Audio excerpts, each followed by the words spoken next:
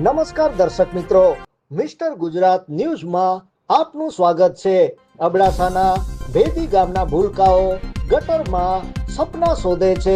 અબડાસા તાલુકાના ભેદી ગામની વાત કરીએ તો જ્યાં રસ્તો હવે રસ્તો ન રહ્યો પણ એક ખુલ્લું ગટર બની ગયો છે। એક તરફ ગુજરાત મોડલની બધી દાઢી ઉગાડી વાતો થાય છે, ત્યારે બીજી તરફ ભૂલકા આપણા ભવિષ્યના નાગરિકો રોજ સવારે સ્કૂલે જાય છે તો ગટરના પાણીમાંથી પગ ડૂબાડીને શરમ આવી જોઈએ તંત્રને, શરમ આવી જોઈએ ચૂંટાયેલા પ્રતિનિધિઓને, જે લોકો રોડ શોમાં દર અઠવાડિયે તંગડી ફાટાડી ધમાકા કરે છે પણ ગામડા રોડ પર વહેતા ગટર પાણી જોઈને પણ આંખ ઉગાડતા નથી। વાલીઓમાં ભારે રોષ, ગ્રામજનોમાં ગુસ્સો જોવા મળ્યો। બાળકોના સ્વાસ્થ્ય સાથે ચેડા થતા હોય તો એ પાપ કોઈ ભરી શકે? તંત્ર છે 6 મહિના સુધી કામ પર જૂર એવી નથી। લેખિતમાં અરજી આપી પણ જવાબ શૂન્ય। એસડીએમ કચેરી, મામલતદાર કચેરી બધે રજૂઆત કરાઈ પણ ઠંડા પાણીના છાંટા મળે છે, હલ નહીં। હવે તો ગ્રામજનો ધૂસાફેરીથી ઉગીને ચીમકી આપે છે, જો તાત્કાલિક સમસ્યાનું નિરાકરણ નહીં આવે તો ગાંધી ચિંધ્યા માર્ગે પ્રાંત અધિકારી કચેરી સામે આંદોલન કરવાની ચીમકી ઉચ્ચારી હતી। આ લાલપત્રી છે તંત્ર માટે, આ કરુણ ચિત્ર છે ભાજપ કે કોંગ્રેસ દરેક પક્ષ માટે। ગામના રસ્તા પર જો ગટર વહે છે તો એ અમારા વોટ માટે નહીં પણ તમારા વાયદાઓ માટે છે। હવે સમય છે મૂંગા મેગા ઇન્વેન્ટ બદલે મૂલ્યવાન પ્લસ ઉપર કામ કરવાનો। વારંવાર દોષી લોકો બદલે છે પણ તંત્રનું મૌન, નિષ્ક્રિયતા હજી એનું એ જ।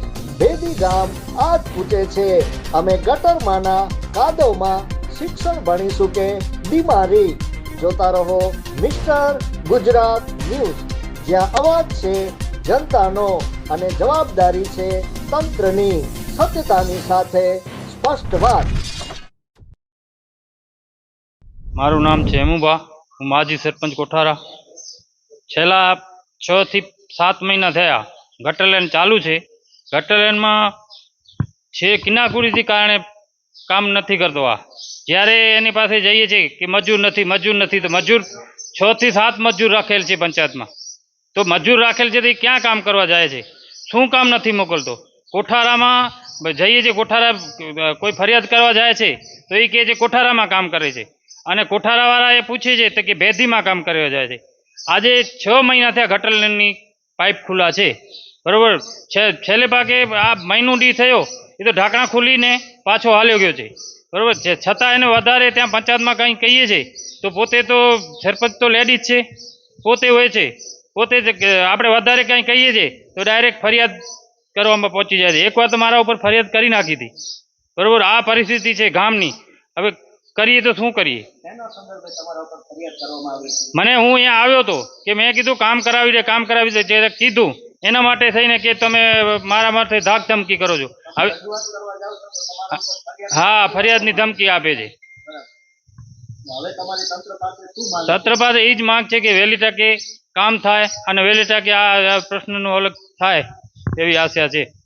મારું નામ ઉદયરાજ હેમુભા જાડેજા, ભેદી ગામનો જ રહેવાસી છું।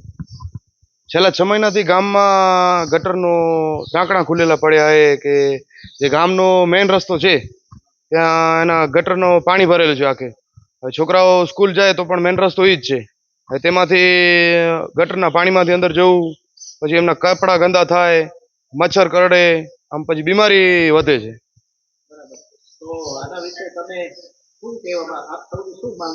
અમારી માંગ એ જ છે કે આનો જલ્દીથી જલ્દી ઉકેલ આવે, કારણ કે એના લીધે નથી, જે રસ્તા ઉપર છે મેઇન રસ્તો છે ત્યાં ઘર છે, હવે તે નથી કોઈ ઘરે રહી શકતા એટલે એની ખરાબ વાસ આવે છે। આ જે રસ્તા ઉપર ગટર લાઈન નીકળે છે તે મુખ્ય માર્ગ છે ગામનો, અને અહીંયાથી સ્કૂલના છોકરા પણ પસાર થાય છે, અને ત્યાં જે રહેણાંક વિસ્તાર આવેલો છે ત્યાં ઘર બંધ કરીને લોકોને રહેવું પડે છે, એવી પરિસ્થિતિ ગામની છે અત્યારે।